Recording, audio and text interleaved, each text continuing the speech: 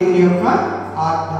అలాగే నాకు తప్ప వేరే ఎవరికి కూడా మీరు సాగిలా పడకూడదు, నేను తప్ప వేరొక దేవుడు మీకు ఉండకూడదు అన్నది కూడా దేవుని యొక్క ఆజ్ఞ.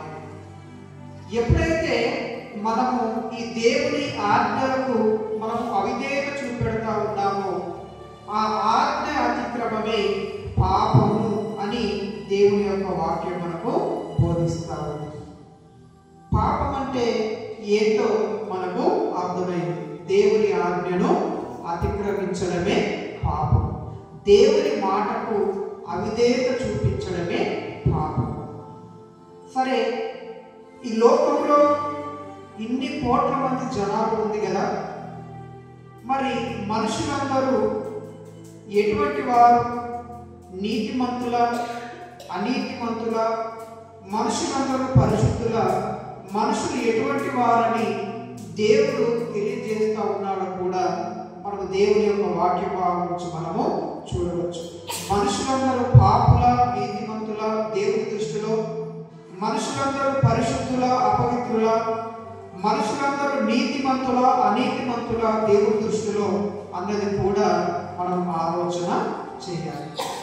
రోమా పత్రిక 3వ అధ్యాయము 23వ వచనంలో మనం చదువుకుంటున్నప్పుడు అక్కడ దేవుని దృష్టిలో మనుషులు ఎటువంటి వారో అక్కడ దేవుడు తన వాక్యం ద్వారా ఆయన తెలియజేస్తూ ఉంటున్నాడు.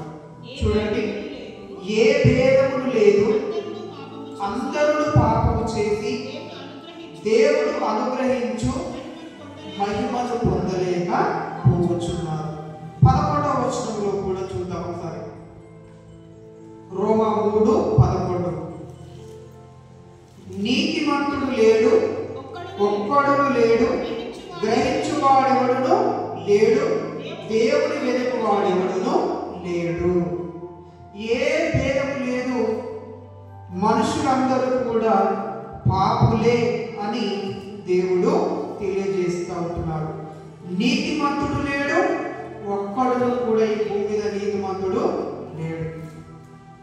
ఈ లోకంలో పుట్టిన ప్రతి మానవుడు కూడా తాను మరణించేటంత వరకు కూడా తన జీవిత కాలంలో ఏదో ఒక పొరపాటును చేస్తూనే ఉంటాడు, ఏదో ఒక తప్పుదల ద్వారా జరుగుతూనే ఉంటుంది.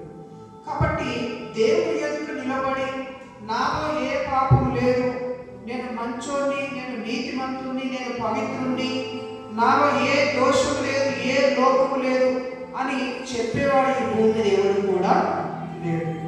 కాబట్టి దేవుని దృష్టిలో మనుషులందరూ కూడా పాపులే, నీతిమంతుడు ఒక్కడు కూడా లేడు. దేవుడు ఒక్కడే నీతిమంతుడు, దేవుడు ఒక్కడే పరిశుద్ధుడు. మనుషులందరూ కూడా పాపులే, మానవులందరూ కూడా దేవుని ఆజ్ఞలను అతిక్రమించి వారు పాపములో పడిపోయినట్లుగా దేవుని యొక్క వాక్యం మనకు తెలియజేస్తా ఉంది. అలాగే ఈ పాపాన్ని బట్టి మానవునికి కలిగినటువంటి నష్టాలు ఏంటి అని మనము చూసినప్పుడు యెషయా గ్రంథము 59వ అధ్యాయము 1 నుంచి 4 వచనాలు మనం చదువుకుంటున్నప్పుడు, యెషయా గ్రంథము 59వ అధ్యాయము 1 నుంచి 4 వచనాలు మనం చదువుకుంటున్నప్పుడు ఈ పాపం వల్ల మనకు కలిగినటువంటి నష్టాలు ఏంటో మనం అక్కడ చూడవచ్చు.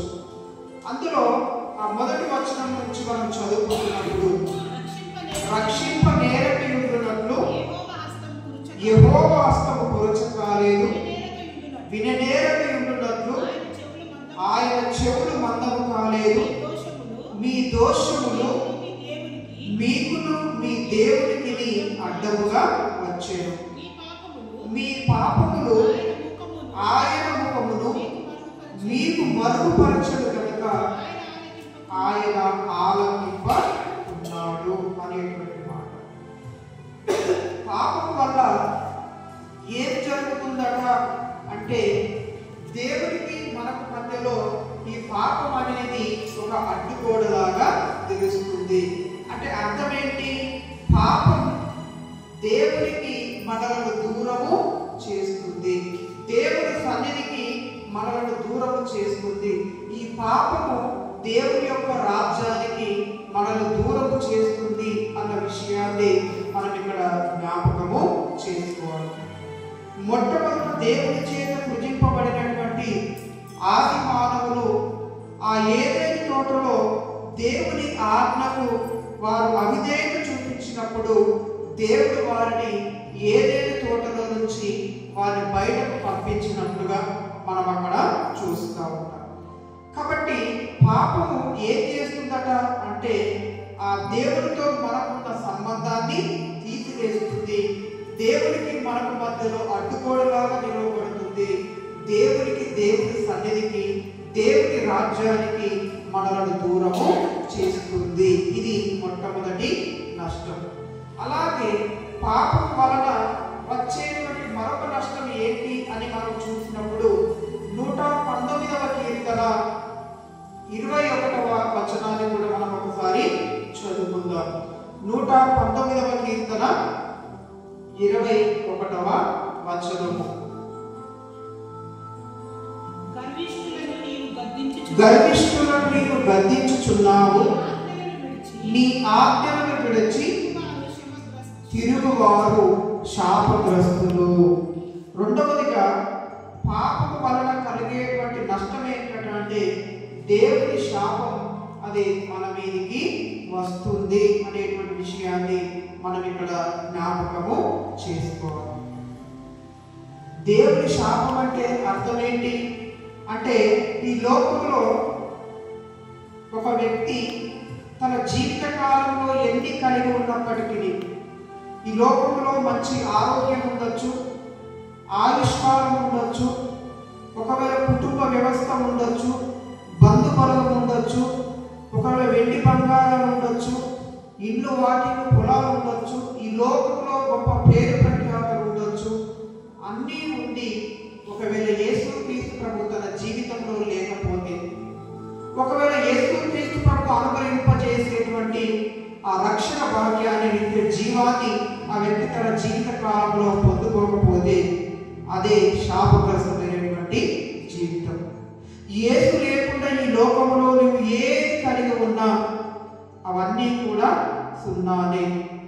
యేసును కలిగి ఉండి నీ జీవితంలో ఏది ఉన్నా లేకపోయినా నీవు ధన్యుడవే అని దేవుని యొక్క వాక్యం మనకు తెలియజేస్తావు.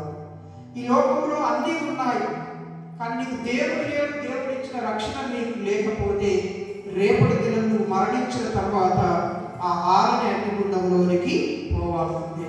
అదే శాపగ్రస్తమైనటువంటి జీవితం. ఈ లోకంలో నీకు ఏది ఉన్నా లేకపోయినా, సరైన తిండి లేకపోయినా, సరైన బట్ట లేకపోయినా, సరైన ఇల్లు లేకపోయినా, ఒకవేళ వెండి బంగారం వరకు లేకపోయినా, దేవుడు నీ జీవితంలో ఉంటే, దేవుడు అనుగ్రహించిన పాప క్షమాపణ, మారు మనకు రక్షణ భాగ్యం నీకు ఉంటే నీవు ధన్యుడవని దేవుని యొక్క వాక్యం మనకు బోధిస్తాడు. కాబట్టి పాపం వల్ల ఏమొస్తుందట అంటే దేవుని యొక్క శాపం అనేటువంటిది మన జీవితంలోనికి అది వస్తుంది. అలాగే మూడవదిగా పాపం వల్ల మన జీవితంలో కలిగినటువంటి నష్టం ఏంటి అని మనం చూసినప్పుడు గలతీ పత్రిక 4వ అధ్యాయము 8వ వచనంలో మనం చదువుకుంటున్నప్పుడు, గలతీయులకు రాసిన పత్రిక పౌలు 4వ అధ్యాయము 8వ వచనంలో ఈ విధంగా రాసుకుంది. ఆ కాలమందైతే మీరు దేవుని ఎరిగిన వారై నిజమునకు దేవుడు కాని వారికి దాసులై ఉండిరి గాని ఇప్పుడు మీరు దేవునిని ఎరిగిన వారును మరి విశేషముగా దేవుని చేత ఎరుగబడిన వారునై ఉన్నారు. ఈ పాపం వల్ల వచ్చినటువంటి మరొక నష్టం ఏంటి అంటే మనమందరం కూడా ఈ లోకంలో సాతాను వారి అనుచరులకు మనము బానిసలము అయిపోయాము. ఈ లోకంలో దేవుడు కాని వాటికి మనము బానిసలుగా మారిపోయాము. అందుకే అవి మన మీద అధికారాన్ని చెలాయిస్తూ ఉంటాయి. ఒకవేళ ఏదైనా సందర్భం వచ్చినప్పుడు కదా, ఒకవేళ ఏదైనా పండుగ వచ్చినప్పుడు అవి మన మీద వేధిస్తూ ఉంటాయి కదా. ఈరోజు పండుగ కదా, ఇక నాకు ఇంత కళ్ళు సారా తెచ్చుకొస్తేనే, లేకుంటే నాకు పండుగ చేస్తేనే, నాకు గొర్రెను మేకను అర్పిస్తేనే బాగుంటుంది, లేదంటే నిన్ను చంపేస్తారు, మచ్చాన పడేస్తారు కదా.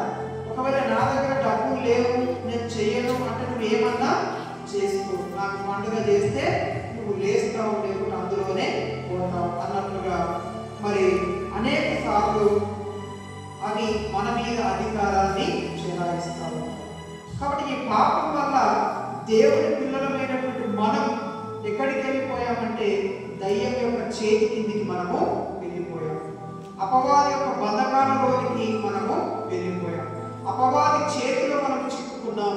వాడు తన ఇష్టానుసారంగా మనల్ని నడిపిస్తా ఉన్నాడు, వాడు తన ఇష్టానుసారంగా మనల్ని మన పైన వాడి అధికారాన్ని చెలాయిస్తా ఉంటున్నాడు. ఇది మూడవ నష్టం. తర్వాత పాపం వల్ల వచ్చినటువంటి నష్టం ఏంటి అని మనం చూసినప్పుడు రోమాపత్రిక 6వ అధ్యాయము 23వ వచనంలో మనం చదువుకుంటున్నప్పుడు పాపం వల్ల వచ్చినటువంటి జీతం ఏంటి అని మనం చూసినప్పుడు రోమా 6:23 ఏదైనా పాపము వలన వచ్చు జీతము మరణము అనేటువంటి మాట. ఈ పాపం వల్ల ఏమొచ్చిందంటే మన జీవితంలోనికి అంటే మరణం అనేటువంటిది మన జీవితంలోనికి వచ్చింది.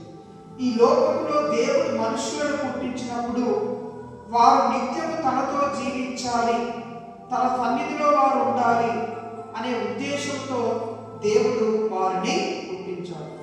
దేవుడు ఈ లోకంలో మొట్టమొదటి మనుషులను పుట్టించినప్పుడు ఆయన నువ్వు ఇంతకాలం బ్రతకాలి అనేటువంటి ఉద్దేశంతో దేవుడు పుట్టించలేదు, కానీ వారు నిత్యము తనతో జీవించాలి, తన సన్నిధిలో వారు ఉండాలి, తనను ఆరాధించే ప్రజలుగా, తన నామాన్ని గణపరిచే ప్రజలుగా, తన సన్నిధిలో యుగయుగాలు జీవించాలి అనే ఉద్దేశంతో దేవుడు మనిషిని పుట్టించాడు.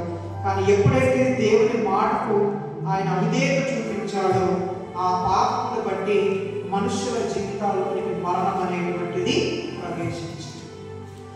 మరణం అంటే అర్థం ఏంటి అంటే ఇంతకాలం ఈ రక్త మాంసములు కలిగిన ఈ శరీరంలో ఉన్నటువంటి మనము ఒకనొక రోజున ఈ శరీరాన్ని విడిచిపెట్టి బయటకు వస్తాం.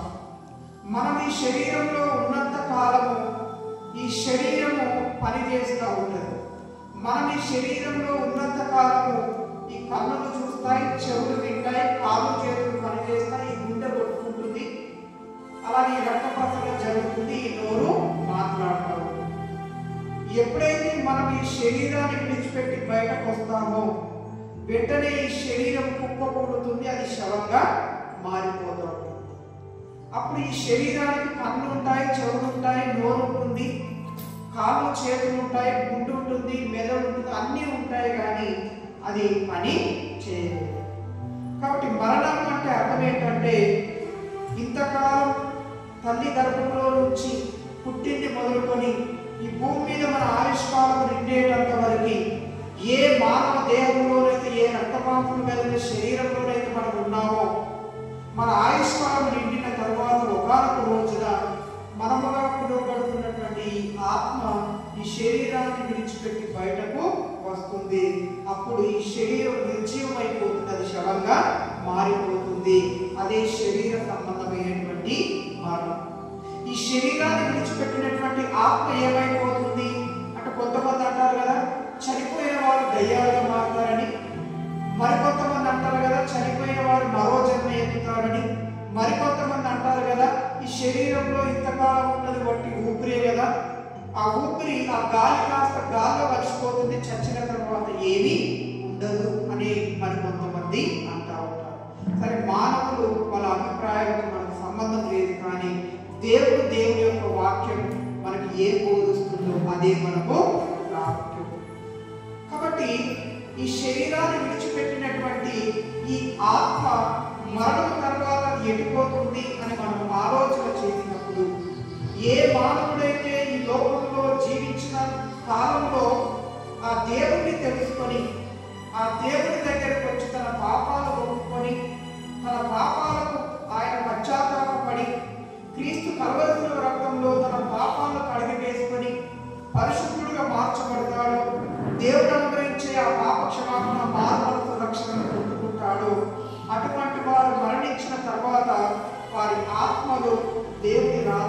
నరకంలోనికి చేర్చబడతాయి. ఒకవేళ రక్షణ లేకుండా ఒకవేళ మరణిస్తే వారి ఆత్మలు నిత్య నరకంలోనికి అవి వెళ్ళిపోతాయని, అక్కడ అగ్ని ఆరలతో చావదని చెప్పేసి దేవుని యొక్క వాక్యం మనకు బోధిస్తారు. కాబట్టి ఈ పాపం వల్ల మరణం అనేటువంటిది మన జీవితంలోకి వచ్చింది. నువ్వు ఎంతకాలం ఉన్నావు కదా, నువ్వు ఎంత ఆరోగ్యవంతుడవైనా, నువ్వు ఆహార విషయంలో ఎన్ని జాగ్రత్తలు తీసుకున్నా, నీ చుట్టూ ఎంతమంది సెక్యూరిటీని పెట్టుకున్నా కదా, రాజీవ్ గాంధీ, ఇందిరా గాంధీ వాళ్ళ చుట్టూ 100 మంది సెక్యూరిటీ ఉన్నారు, కానీ వాళ్ళ